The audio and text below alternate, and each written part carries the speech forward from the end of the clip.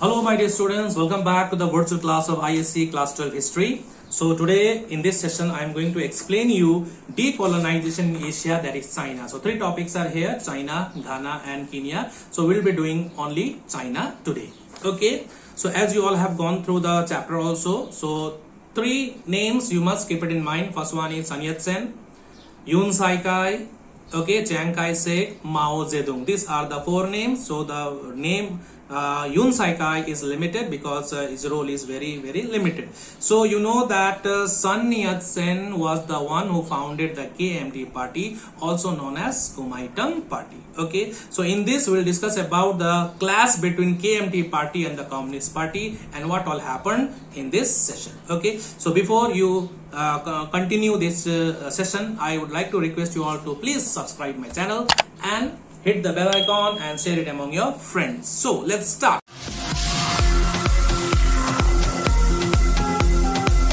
So you know that Chiang Kai-shek came to power. Okay, before that Sun Yat-sen was there.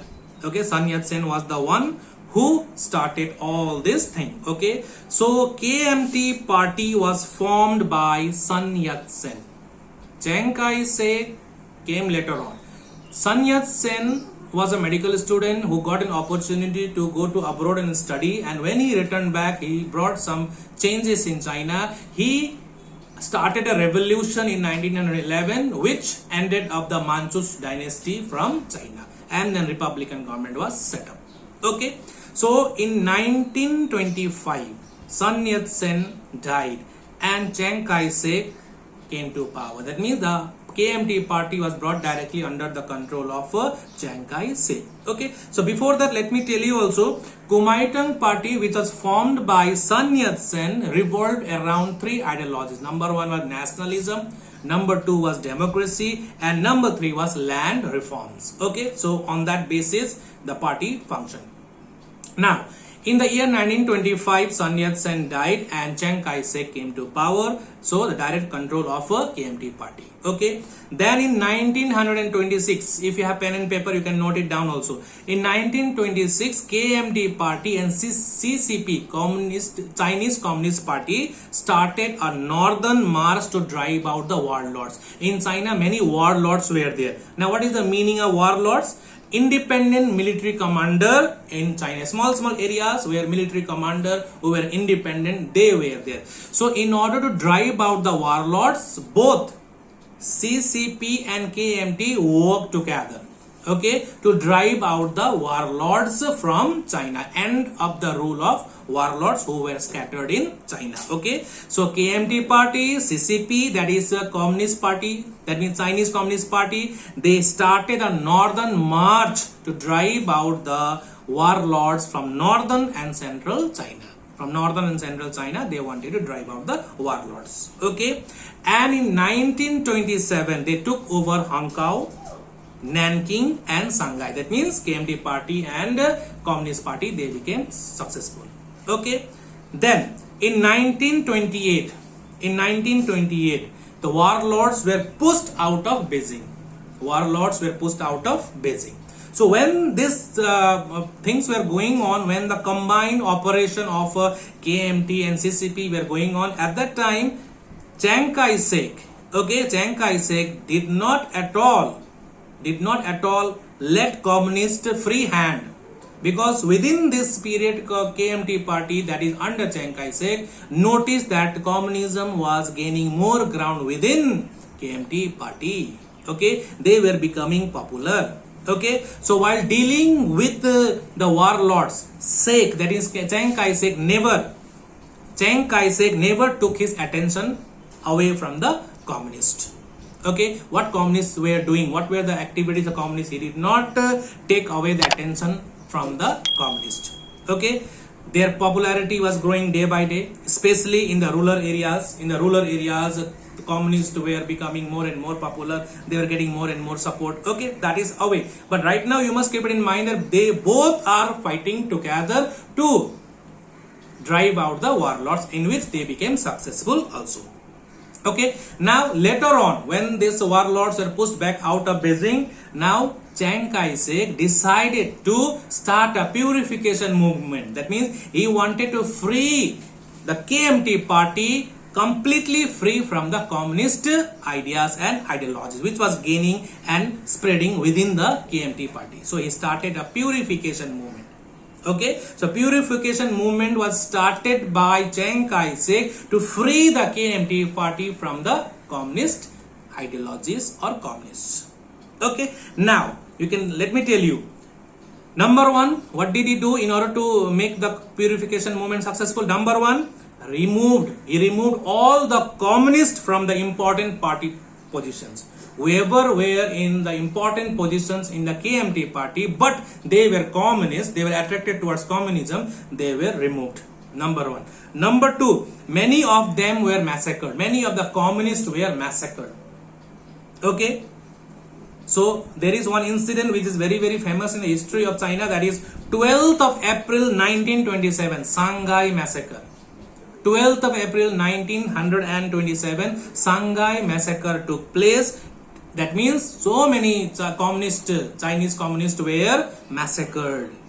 Okay, so this massacre was undertaken in order to get rid of the communists. So 12th of April 1927, Shanghai massacre took place. You can note it down. Okay, so now not only this much, altogether he led 5 expeditions to get rid of the communists completely from the soils of China. Okay, 5. And one of the famous expedition was known as Long March.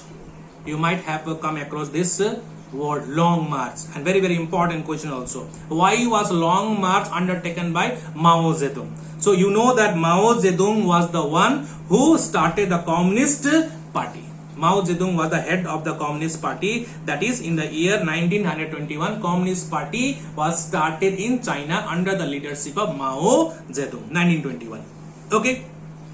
So in 1934, Long March was started by, that means Mao Zedong, in order to save his communist regime from the KMT party. That means Chiang Kai-shek was so much aggressive and reluctant to drive out completely all the communists from China. For that, massacre also took place. So Long March, that is one of the historic march in the history of China. Okay, in the history of China, this march is very historic because this march was so long. That means with 1 lakh communists, the 1 lakh communists were surrounded by KMT party, okay, KMT soldiers, and in order to save themselves, they started a long march of 6,000 miles.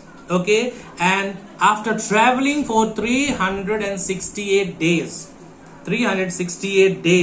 almost they covered 6,000 miles, and within these 6,000 miles, okay, they crossed 18 mountain ranges and 24 rivers. 18 mountain ranges, 24 rivers were crossed within this 6,000 miles. And after covering 6,000 miles, they reached in the Yan'an and the Sinai province with 20,000 men. With 20,000 men, they survived and reached to that province. So this was Long March. So why was Long March undertaken? In order to save the communists, because from one side Chiang Kai-shek was chasing them, okay, to save them, save himself and his communist members. He undertook a long march which was very long, 6,000 miles journey, which crossed 18 mountains ranges and 24 rivers, and finally reached the Yan'an and Sensai province with how many men? 20,000 men. Okay, so that is all about Long March. Important question. Okay, now next one, when Long March. Now in 1937, Japan attacked China. In 1937, Japan attacked China. So in this situation, now what to do? Civil war is also going on between communists and the KMT party. So there was a temporary halt. There was a temporary halt in order to save China from Japanese attack. Okay, so truce also was signed in 1936. Agreement was signed between KMT party and Communist party that both will resist against Japanese aggression. Okay, earlier that means Chiang Kai-shek was not ready, but later on he was convinced that right now we need to come together to save China. If China will not be there, then for what we are fighting for? So they came together. Okay, so when Japan attacked China, KMT party and Communist party jointly offered resistance against Japan. Okay, next, quarrel came to an end. Okay, so when Japan captured, quarrel between KMT party and Communist party brought to an end for a temporary period. Okay, and with the collapse of Japan in the Second World War, when Japan surrendered in the Second World War, okay, and then both KMT party and Communist party, they started their quarrel again. Okay, now post-war struggle. That means which war? Japan-China war. When Japan completely were defeated in Second World War, they surrendered also. They withdrew from China. And after that, what happened? Post-war struggle. Okay, so as the war got over, conflict between KMT party and the Communist party resumed. Okay, when the war came to an end, conflict between KMT party and Communist party once again resumed. Okay, so double tenth agreement was signed between two groups in 1945, post-war conflict. That means after the war, what all happened? Okay, so it is mentioned here also, like let me tell you.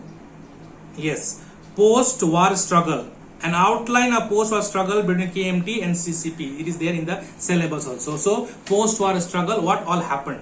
So double 10th agreement was signed between KMT party and the Communist party in 1945. Okay, then what were the main provisions of this agreement, double 10th agreement? So the main provision was peaceful. Okay, that means both of them will ensure peaceful reconstruction of conflict stricken part. Wherever parts of China which are affected, their reconstruction will take place peacefully. Okay, so peaceful reconstruction of conflict stricken parts of China. Okay, that was agreed between Chinese Communists and the KMT party. But you know, in spite of the agreement, fighting between these two groups continued. Though they had signed the agreement, but still they were continuing the fight. Okay, so they continued. Okay, so Lao Sen and Ping Jin campaign, these are two campaigns which comes under the post-war conflict. Lao Sen and Ping Jin conflict or campaign were important theaters during this phase. Okay, and in all this incident and event, my dear, CCP, Chinese Communist Party, they became victorious. They emerged victorious in this campaign. Which campaign? Lao Sen campaign and Ping Jin campaign. Here Communist Party became successful. Okay, next we are let us continue. By 1948, CCP forces had become quite powerful. By 1948, CCP, Communist Party, had become very, very powerful. KMT had become weaker and weaker day by day. We'll discuss about what were the reasons for that also. Okay, and in January 1949, Beijing was taken away by CCP. Now Beijing is now completely under the control of communists. Okay, so KMT forces, what happened? What was the fate of KMT? KMT forces along with Chiang Kai-shek, they fled away to Taiwan. Okay, Chiang Kai-shek along with his remaining men, they fled away to Taiwan. Now whose rule is established over in China? Communist Party.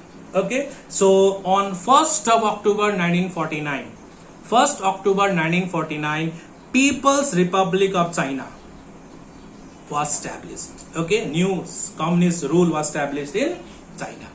So this is how communists struggled and finally came to power. Okay, now the question arises over here, what were the reasons for the communist success? What were the reasons? Why? How? What made the communists become successful over KMT party? KMT had a strong army, but still, who became successful at the end?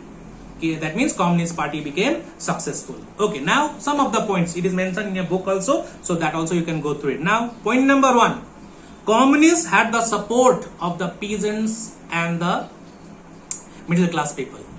If you compare communist and the KMT party were supported the landlords. Okay, rich business houses supported the KMT party. Okay, so they did not at all focus on the problems of the peasants and the middle class people. So their problems were sorted out and addressed by the KMT party. That is why the peasants and the middle class people supported the supported the communist party. Okay, communist party was supported by the peasants as well as the middle class. Point number 1.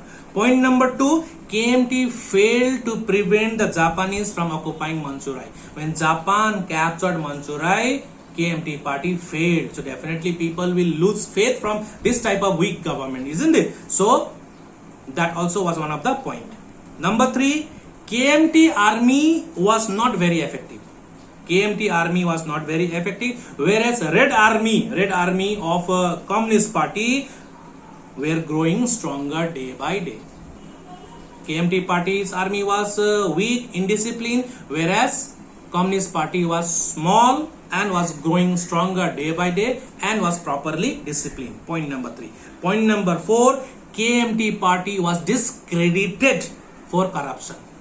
All the party officials, the position holders, okay, party cadres, they all had become corrupt. They disgraced the women also. Okay, so next point is CCP were respectful towards civilians and women. Okay, they were very much respectful. So this is all the reasons behind the success of the Communist Party, who got the support of the masses, the peasants and the farmers. Okay. Now let us move on to the next topic, that is 1st of October 1949 People's Republic of China was established. People's Republic of China was established. So India became free in 1947 and China became republic in 1949, 2 years later after India's independence. So whenever a government is established, whenever new government comes to power, so many problems are there, so that need to be sorted out. So Chinese People's Republic of China, the Communist Party of China now started to solve the issues of the nation. So one by first agriculture. Okay, so here we have to discuss agriculture and we have to focus on the land distribution. Okay, agriculture. So what was done in order to improve the agriculture? Point number 1, communists first of all took the land from the landlords, and redistributed to the landless people. Okay, land were taken from the big landlords and were redistributed to the landless. Number 1. Number 2, those people who were doing agriculture earlier also, now everyone in China was encouraged to collective farming. Okay, so collective ownership was encouraged among the people. So let us all jointly do the agriculture. Okay, so this was implemented in the second 5-year plan, that is also known as Great Leap Forward. Great Leap Forward. In the second 5-year plan, that is Great Leap Forward, collectivization of farms were done. Okay, so in this Great Leap Forward, in the second 5-year plan, commune systems were introduced. That means collective farming. Your land, my land, everybody land will join it together, will work together. That means collective ownership. You are also the owner, you are also the owner. Everyone, whoever are the part of the commune are the owner of the land. So we'll work together as per our hard work and share. Hard work and the product will get the reward. Okay, so communes were introduced. Commune system means collective farming. Okay, so land, animals, equipments, all will be owned collectively by the people. Okay, the next, peasants were educated. They were given proper training and education how to do proper agriculture. Okay, how to function in the commune. I am a part of a commune. Okay, how to function within the commune system, collective farming. What will be my role? What will be my duty? Okay, so that was educated to the people. Okay, and collective ownership, collective agriculture was encouraged. Okay, communes were introduced. Okay, peasants were given training and they were properly educated. Okay, so by doing all this thing systematically, food problems were eventually solved. Okay, agriculture over, this much only. So here we have included commune system. What was commune system? Collective farming. Okay, now next, industry. What was done in order to improve the industry? That also with the help of Soviet Union. Okay, industry. Republic received much help. Republic of China, they received much help from Soviet. Why? To modernize its industry. To modernize the industry of China, Chinese got help from Soviet. That means Russia we are talking about. Okay, emphasis was being laid on heavy industries. Okay, they gave much emphasis to heavy industries like iron, steel, chemical and coal. Okay, in 1950, China signed a treaty of friendship with the Soviet Union. Okay, here Soviet means we are talking about Russia. So in 1950, China signed a treaty of friendship and mutual assistance with the Soviet. What was the terms of this agreement? So as per the treaty, Soviet would provide mutual help, that is there, but financial aid of $300 million. Financial help of $300 million will be provided to the Chinese along with technical assistance. Financial help as well as technical assistance was to be given to the Chinese through this agreement which was signed in the year 1950. What was the name of the agreement? Treaty of Friendship, which was signed in 1950 between China and Soviet. Okay, so why all this is done? To improve the industries. To improve the industry in China, China got help from Soviet financially and technically. Okay, so agriculture is also over, industry is also over. Okay, now next one we have to discuss is 100 Flowers campaign. Okay, so what was 100 Flower campaign? So it was a constructive criticism program. You know that in China you are not allowed to speak much, isn't it? But when you don't listen to others, sometimes you fail to govern. So earlier also Chinese communists, they ruled, they functioned with the help of cadres in which there was no role played by the common people. There was public participation was very less. Okay, so you know that Mao earlier started a program. So the first 5-year plan did not function properly.